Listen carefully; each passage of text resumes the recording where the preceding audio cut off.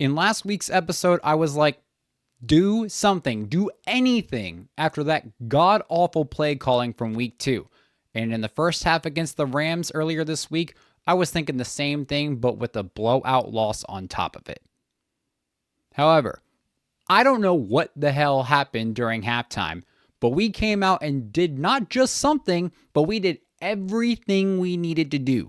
I'll go into that during our takeaways from the week 3 comeback, plus additions to the Eagles roster along with some changes, and a preview of yet fucking again another matchup against the Bucs down in Tampa. Without wasting any more time, let's dive right into it.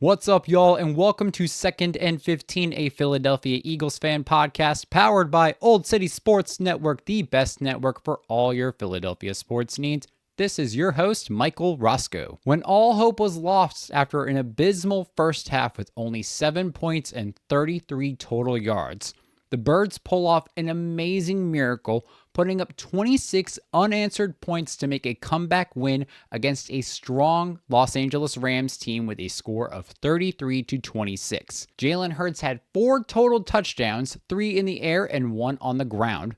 The big 3 receiving playmakers in A.J. Brown, Devontae Smith, and Dallas Goedert all found the end zone thanks to a complete 180 from the first half in this ballgame. Hurts would finish 21 for 32 with 226 passing yards, 3 touchdowns, 0 interceptions, and a passer rating of just over 117, along with 40 rushing yards and a touchdown on the ground with 9 carries. His only giveaway was after a fumble in their own red zone recovered by the Rams, who will later on their next offensive drive score a touchdown. But before we get into takeaways from that game, let's talk some Eagles news because we just got a bunch on Wednesday, y'all. First things first, just last week I mentioned how the Eagles re-signed guard Kenyon Green. Well, they just waived his ass for a 3rd time this season to make room for an interesting pickup in wide receiver / return specialist Xavier Gipson, claiming him off waivers after he was released by the New York Jets. Our return specialists were not on it, if I do say so myself, during this game, so I'm assuming this pickup was designed to help out with that, but we'll go more into that during our takeaways. Next, former Eagles safety C.J. Gardner-Johnson was officially released from the Texans earlier this week.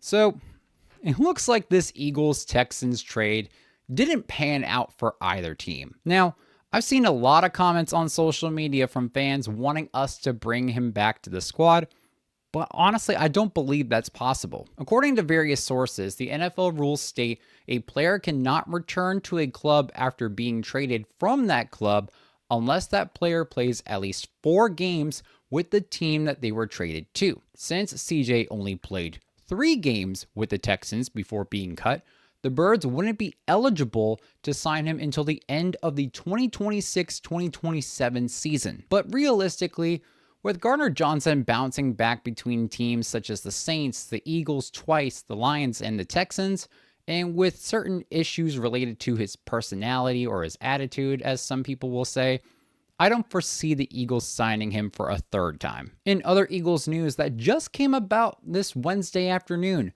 edge rusher Nolan Smith, wide receiver Darius Cooper, and cornerback Jacorian Bennett have all been placed on injury reserve following the Rams game and will miss a minimum of at least 4 games. Smith's injury is classified as a tricep strain, which doesn't sound so bad. However, it is on the same tricep that he injured during the Super Bowl earlier this year and had surgery on during the offseason. Darius Cooper exited the game with a shoulder injury, and as for Jacorian Bennett, he exited the Week 3 matchup with an unspecified injury. I think it was like a lower leg injury or something like that, but the team hasn't officially disclosed yet as of Wednesday evening. While these guys are on IR, safety Marcus Epps, tight end Cameron Latu, and cornerback Perry Nickerson have been signed to the active roster from the practice squad, and wide receiver Quez Watkins, if y'all know that name, cornerback Eli Ricks, and linebacker Lance Dixon have all been signed to the Eagles practice squad. All three of those players on the practice squad have been with Philly at some point in their careers. And finally, as if all those injuries weren't bad enough, our starting linebacker duo in Zach Bond and Jihad Campbell are also banged up from that previous game.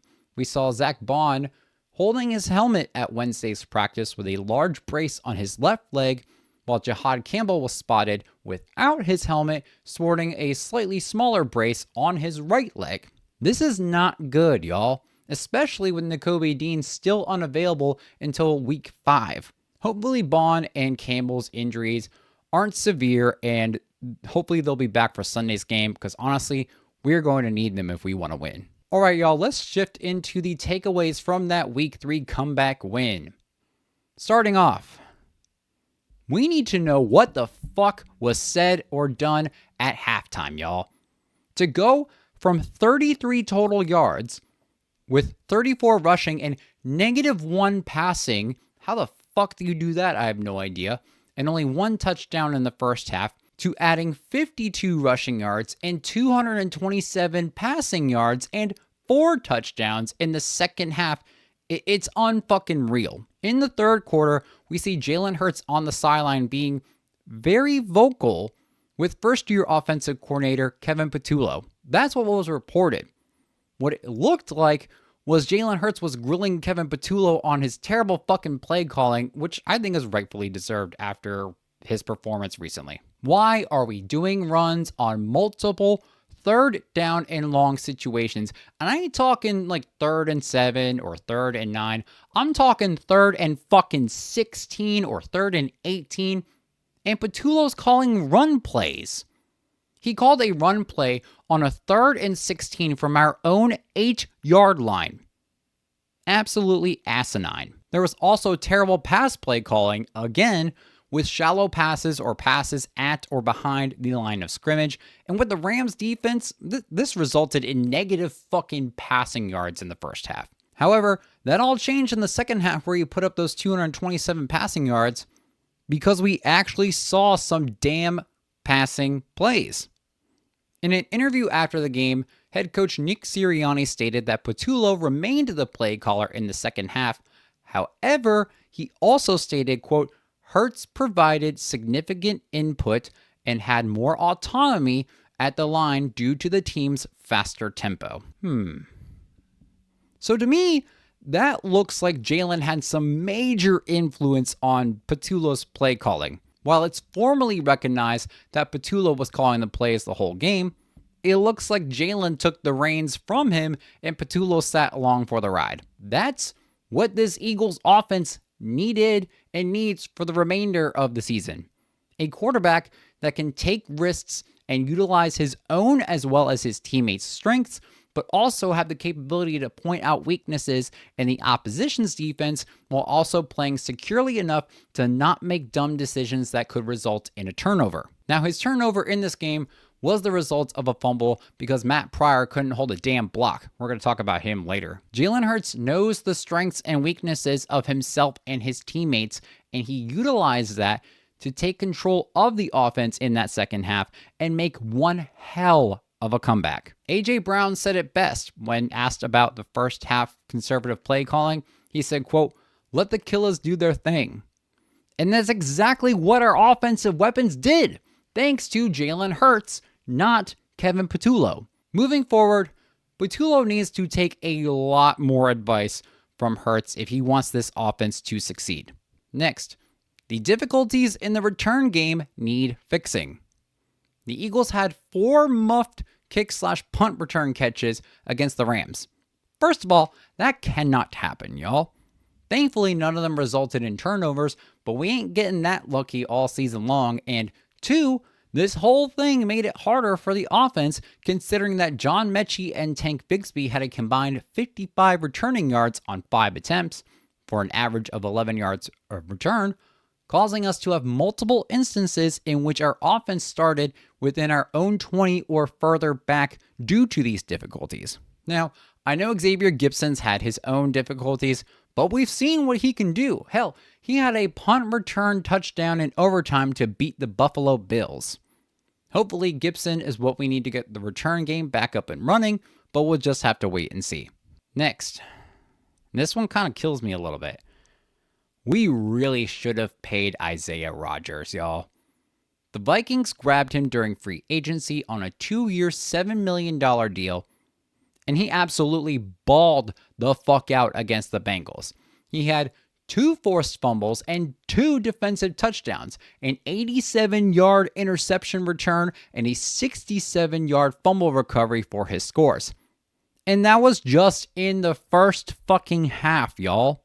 Granted, it was against the Bengals defense, which hasn't been fantastic over the past couple of seasons, but that shouldn't take away from the fact that what Isaiah Rodgers did was not only absolutely incredible, but was also historic. We had Isaiah Rodgers on the Eagles last year, and he had his clutch moments for us, including a pass breakup that went into the hands of Gardner Johnson for an interception and a fumble recovery to the Rams' red zone in the divisional round last year. With the way Adoree Jackson's been playing, and now with Jacorian Bennett on IR, and then possibly Jackson also missing some time, we haven't had anything confirmed with that yet, we should not have gone the cheap route at cornerback 2. We had more than enough money to keep Rodgers on the team, especially considering he would have started alongside Quinyon Mitchell, no questions or doubts about it. Next takeaway. Fred Johnson should have been put in first over Matt Pryor when Lane Johnson exited the game. Now, I don't know why we didn't do that in the first place, considering we've done that many times before, but swapping out Matt Pryor for Fred Johnson after Lane Johnson's exit with the neck injury, was probably one of the biggest things that helped the Eagles make this comeback. Pryor was getting absolutely manhandled by the Rams defense, and Jalen Hurts was sacked 4 times in this game, all before Fred Johnson replaced Matt Pryor. Fred's been a proven effective reserve swing tackle who's had an impressive 1.6 sack allowance percentage rate last season on almost 500 snaps. And last takeaway, Jordan Davis had the best fucking game of his career. Just wow. I love what I am seeing out of Jordan Davis this year. Some people initially thought that he could be a bust, or that his weight and his stamina wasn't good enough to play at the expected elite level that is of the Eagles' defensive front. But after shedding some weight and proving people wrong, he had a monster fucking game.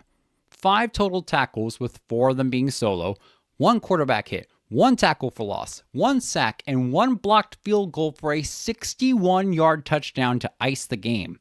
He was on fire.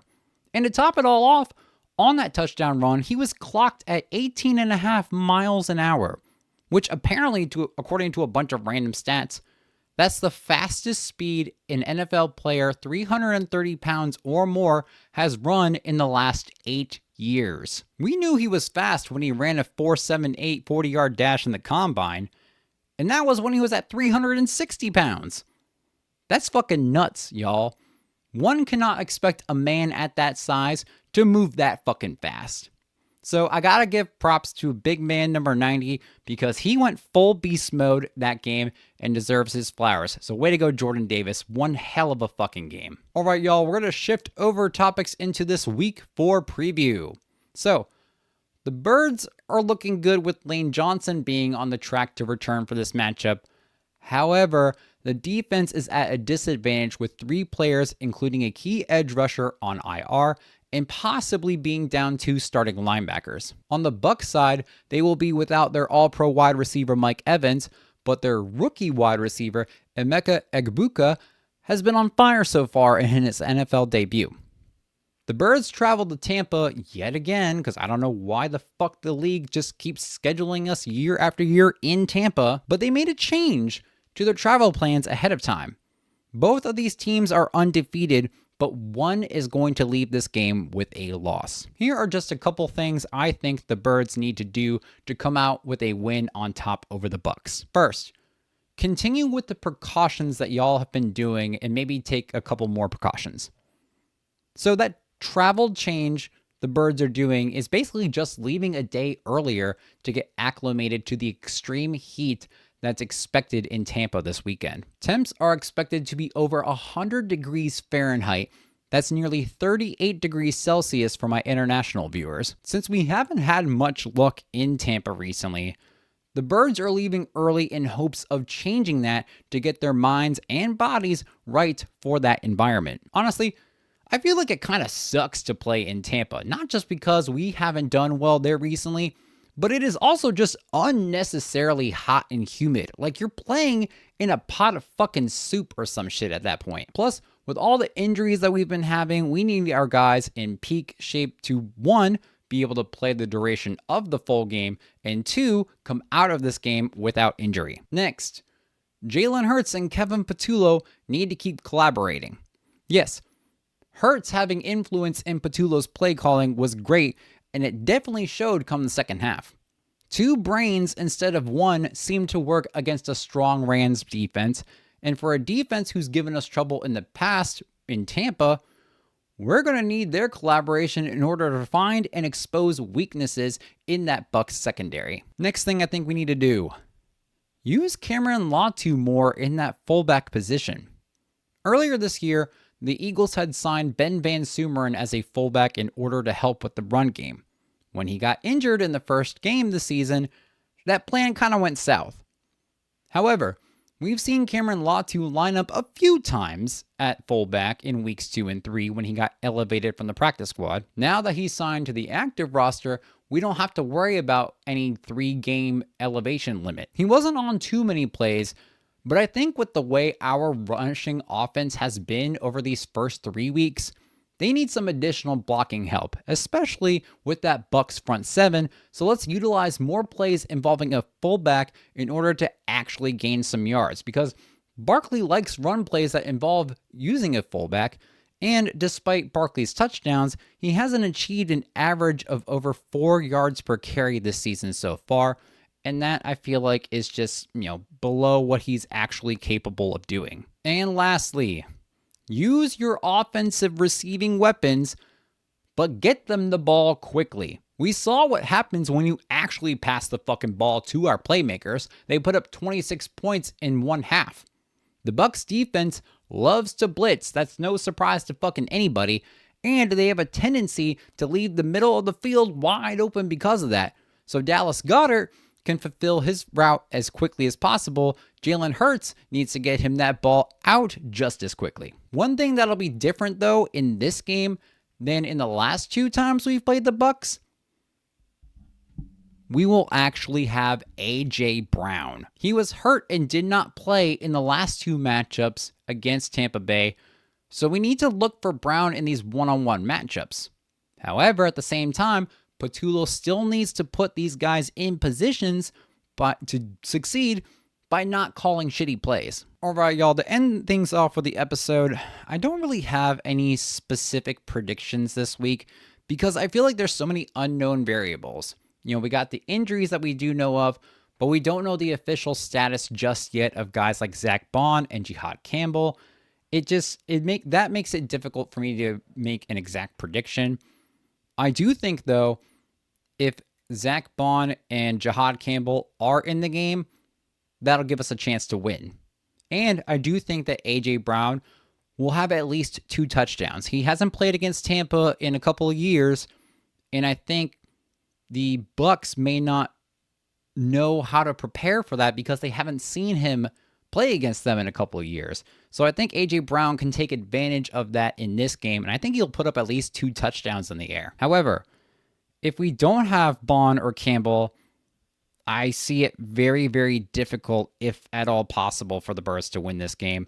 But I am manifesting that Bond and Campbell will be okay, that they'll be able to play Sunday, and that we will be able to get the win and remain undefeated. All right, y'all, that is it for this week's episode. Thank you all for joining us. Don't forget to like, subscribe, or follow on YouTube, X, Instagram, Facebook, and TikTok by searching at Second and 15 or by the full name Second and 15, a Philadelphia Eagles fan podcast. You can find the audio for each and every single episode releasing Thursday mornings on Spotify, Apple Podcasts, Amazon Music, Player FM, Deezer, Pocket Casts, or wherever you get your podcasts, with the video uploading to YouTube later that same day. This episode, Second and 15, and Old City Sports Network are brought to you by Decals by Aaron. Check out decalsbyaaron.com for all of your Delco products and merchandise. Your number one spot for everything Delco. Check out Decals by Aaron at decalsbyaaron.com today.